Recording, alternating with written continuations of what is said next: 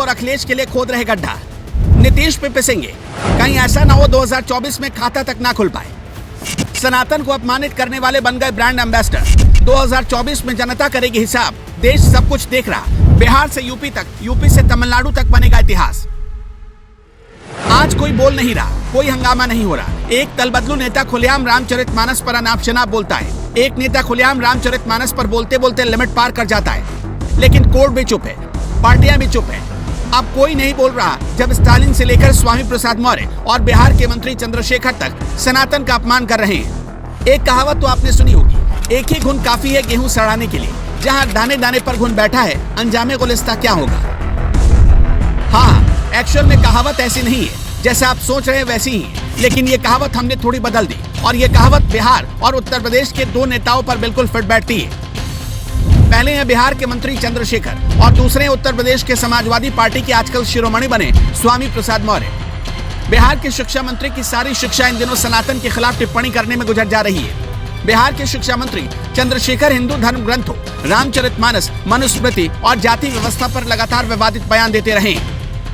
CM Nitish Kumar और उनकी party JDU की आपत्ति को दरकिनार कर वो लगातार बोलते रहे। चंद्रशेखर आरजेडी के नेता है। आरजेडी में उनके बयान से सभी नेता इत्तेफाक भी नहीं रखते। आरजेडी के नेता और बिहार के डिप्टी सीएम तेजस्वी यादव भी चंद्रशेखर को सलाह दे चुके हैं कि वो इन सब लफड़ों में ना पड़े। लेकिन चंद्रशेखर पर ऊपर वाले का हाथ है। अब ये ऊपर वाला पार्टी में कौन है, ये आप भी समझदार है।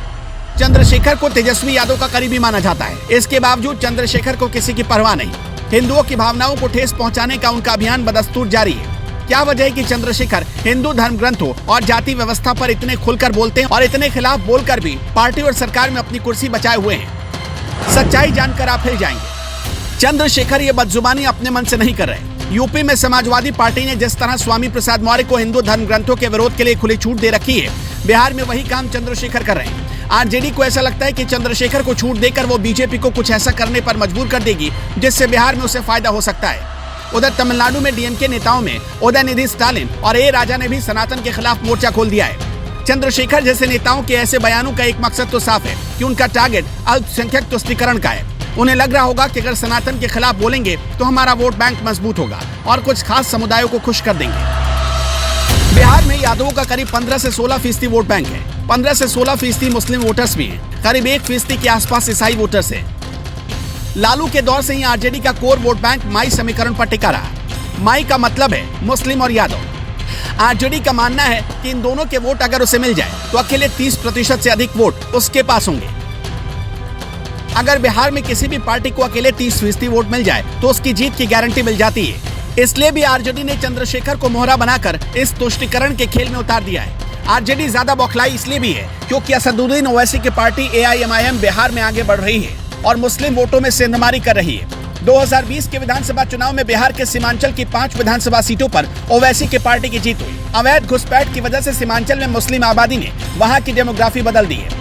अमित शाह की कई जनसभाएं सीमांचल में हो चुकी हैं और इससे आरजेडी थोड़ी बौखलाहट में है। कुछ ऐसी हालत उत्तर प्रदेश में भी है। बिहार में जैसी छूट चंद्रशेखर को मिली है वैसी ही छूट उत्तर प्रदेश में स्वामी प्रसाद मौर्य को मिली है। समाजवादी पार्टी के मुखिया खुद बांके बिहारी मंदिर में दर्शन करने के लिए जाते हैं। खुद ब्राह्मणों के पूजनीय भगवान परशुराम की मूर्ति लगाते हैं, लेकिन उनकी ही पार्टी का एक लंपट नेता ब्राह्मणों को टारगेट करता है और अखिलेश यादव चुप रहते हैं। कितने दो मुहा चरित्र हैं अखिलेश यादव के।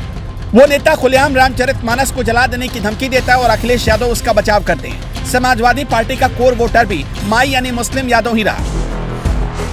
2012 में इसने दलित वोट बैंक में भी सेंधमारी की, लेकिन 2017 आते बीजेपी हर तबके में लोकप्रिय हो गई और यही बात समाजवादी पार्टी को खटक रही है। इसलिए स्वामी जैसे नेताओं को माहौल बिगाड़ने के काम पर लगाया गया है। अखिलेश यादव का यही तो दोहरा चेहरा उत्तर प्रदेश की जनता समझ चुकी है, इसलिए उसने फुल बेरोजगार कर दिया है। क्या आप भी मानते हैं कि सनातन धर्म पर सवाल उठाने वालों की वजह से इंडिया गठबंधन की 2024 में शर्मनाक हार होगी? अगर आपका जवाब हाँ है तो कमेंट सेक्शन में जय श्री राम लिखकर अपना समर्थन करें।